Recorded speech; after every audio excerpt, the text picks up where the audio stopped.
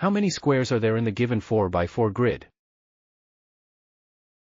The formula to find the number of squares in a square grid of size n by n is n times n plus 1 times 2n plus 1 divided by 6.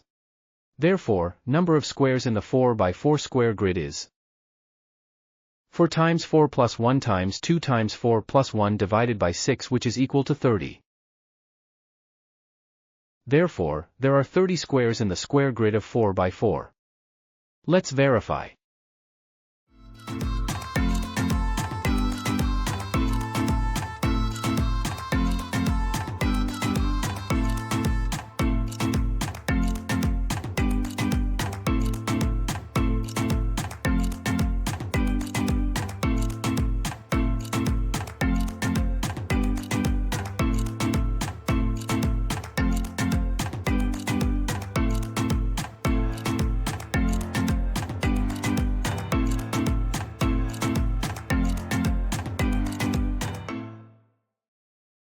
Thank you for watching.